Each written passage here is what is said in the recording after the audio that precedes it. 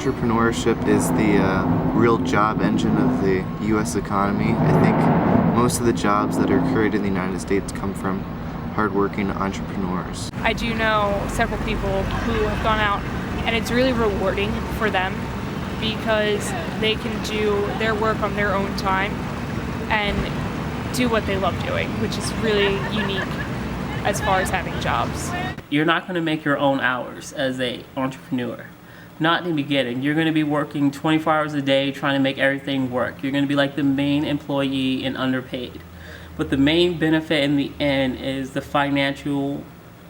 lack of financial burden. It seems really stressful. Entrepreneurship, absolutely. People with intellect will rise to meet the challenge of our problems, and so absolutely. When that conversation is started in a community, and when those things are allowed as choices and promoted as choices, you'll find that people choose them.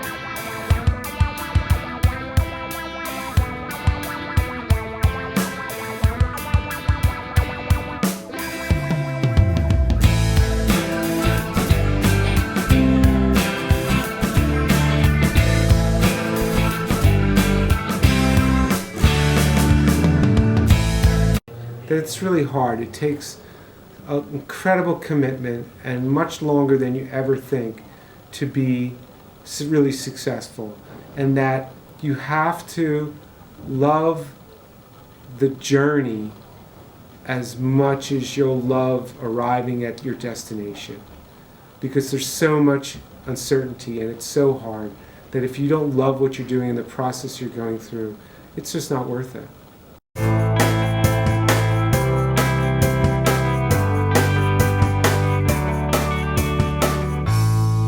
First and foremost, I hope everybody has a much greater appreciation for their creativity, that everybody is creative and that they can become very creative if they just take some risks and try new things. So this whole notion that everybody's creative, you just need to kind of exercise your creative muscle, is probably the most important thing.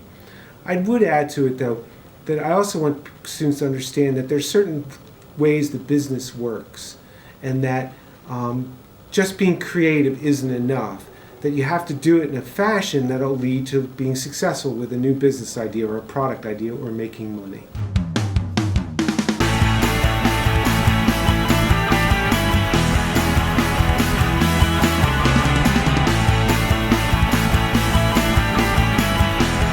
I think that when there is enough conversation and interest and critical mass, that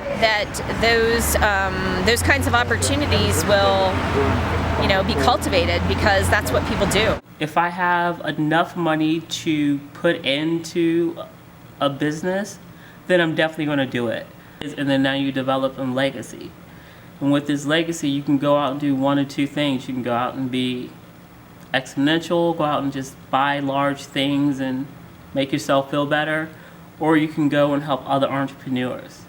People judge you after you die, not by what you said you were going to do, but by the actions that you left behind. Early on, even as a young kid, I always wanted to be a leader. I wanted to be kind of in charge of things. I wanted to be the captain of the team. It was almost something I always wanted, and I think it began there. I think it continued because I wanted to do really well in my jobs. I didn't want to just be another person that worked and then went home. That my work was really important to me, and I wanted to be successful. And then the next and final step probably is that I got to a point where I got tired of working for other people. I wanted to find out if I was good enough to be the leader and run my own business. And that really drove me that last mile to becoming an entrepreneur.